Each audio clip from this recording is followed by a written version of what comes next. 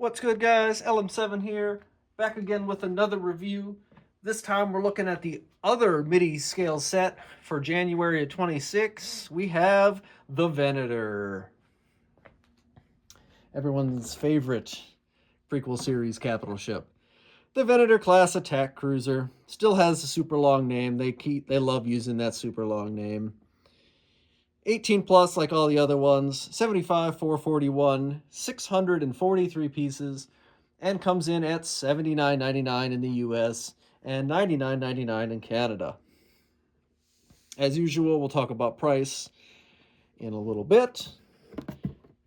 We have your regular MIDI scale box with just the faint little color in the background just to make it seem like a collector set. We have our one still shot from episode 3 this time, over the Battle of Coruscant. Nice Venator there. It comes in at 1 foot long and 1/2 foot tall. And then just a different image of it in all of its glory. Everyone knows I love the Venator. I was pretty happy that we're finally getting another set of the Venator. I'm surprised there still hasn't been a second playset version of the Venator yet, but the first one is held up, I suppose. So, instruction booklet, about the same as all the other sets nowadays, boring and white, with just a 3D render of the model. I do like, though, the little homage to the Venator instruction booklet if you own the UCS version. That's always a nice little touch there. If you open it up while you're building, you'll be working on the body, and you put these 2 little rounded tiles in there. That's to represent Obi-Wan and Anakin's Jedi Starfighters. That's always a silly little detail. And I think that's the only one in this set, I do believe, because then the rest is all the wings.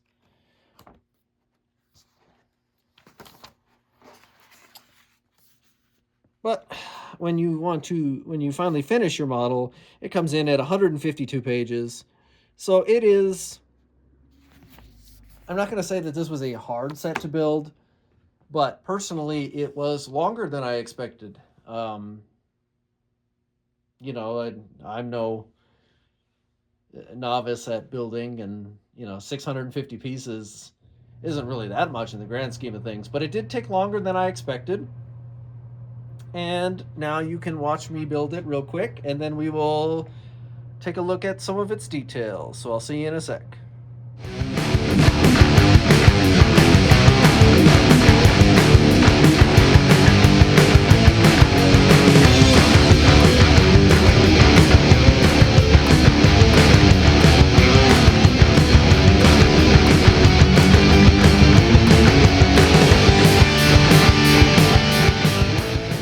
All right, and we're back.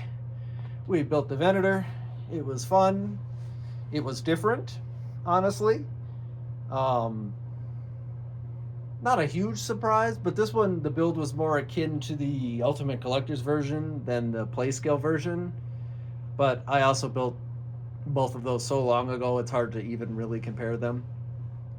It had some nifty building things that we will talk about in just a second. But I wanted to start off, you get your classic little name tag. Nothing too crazy. At least it doesn't have any stickers. This is printed. I say rolling my eyes. Maybe one day these won't be printed, and then we'll take that for granted. Whatever. Same kind of stand as all the other ones. Nothing too interesting there. Obviously, where it connects to each ship is always a little different. This one has some Technic holding it up because the Venator is surprisingly hefty for what it is. For 600 pieces, it is very compacted. There is no space inside of the ship here. The pseudo detail we have going on in here is actually quite cool how they did it. Makes it look like there's a whole bunch of detail, but in reality, it's just plates touching each other, and there's nothing in between. which is it's a pretty ingenious design, honestly. And quite impressed with the actual look of the Venator. It looks great. Um, you know, here's how we see it in the shot they show on the back of the box in episode 3. It looks very accurate. Your big set of quad engines in the back there, and your double bridge, and all the red striping and all that fun stuff. Got some good angles here to make the shapes right and all that jazz. But the price, before we take a look at some of the finer, super small details. $80. I forgot what I was going to say there. $80. It's a little high. It's a little high. I love the Venator, one of my favorite ships ever. I was never not gonna get this one. You know, this set was designed with my tastes in mind. But if you're gonna buy a Venator, I recommend the bigger one. Obviously, money permitting, of course. But if you're going to buy a Venator, the bigger one is more worth your value, in my honest opinion. This set is great. It really is, but it is too expensive. 650, and really nothing, like super brand new about it or anything. It's not massive for what it is. It's big, but it's not massive for its size. I think 80 is a little too much for this one. 70 would have been nice, in my, say, humble opinion, but I'm not trying to be humble about this. I think it's a little too expensive, you know. I love the set, and it's just too much money. But let's finish looking at the details, and then you can make that conclusion on your own. So they have all the accurate details, like all of the turbo lasers on there. You got all the million of those that you have on the backside. They made sure to add the cannons on the front that kind of stick out. You got your Republic symbols and your striping there. That's nice that it's a printed piece.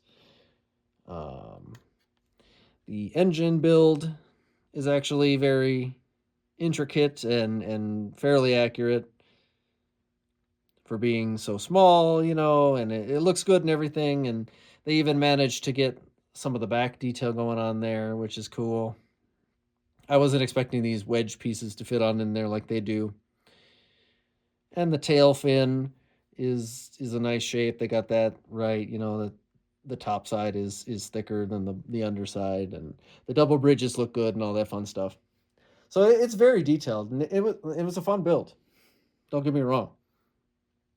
I really enjoyed this little section here, the hangar section. You build it, you put it in, and then you fold all these pieces into all the gaps. And honestly, I thought that was pretty cool. You're like using a sword piece right here to fill in some of the detail gaps, and it's a great design. The designer did good on this set, and it looks good from literally any angle. And as your very iconic Venator, shape and size and all that fun stuff. But it's too expensive, and it's really unfortunate. Um, the other MIDI ship, the AT-AT, is pushing the price, and then they push this one even more. Like, I don't know if they're thinking that because it's a collector set, it needs to cost more, because it's definitely not the weight of this set. Like, the U-wing is way bigger than this one as a regular playset, and I think it was in the right kind of price point. And then this one, yeah, I don't want to be negative about one of my favorite ships here, and it's such a good model, but it's a hard pill to swallow when the waves are getting bigger, and like they're actually making cool things nowadays that people want, and then you see their price tags and you're like, well, Back in the day, I'd get all of these, but now I can't get all of them because they're too expensive, and that's sad because you want to enjoy the hobbies that you do, but you got to keep yourself alive along the way too. All right, doom and gloom out of the way. Like I said, super fun.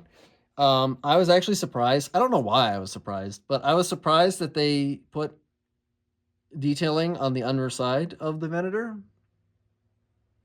I guess I just figured with a model smaller than a collector's size, they wouldn't care to do so, but you actually did, and you build 4 panels. That's the last thing you do. You build the body first, and then you build the panels to slide on.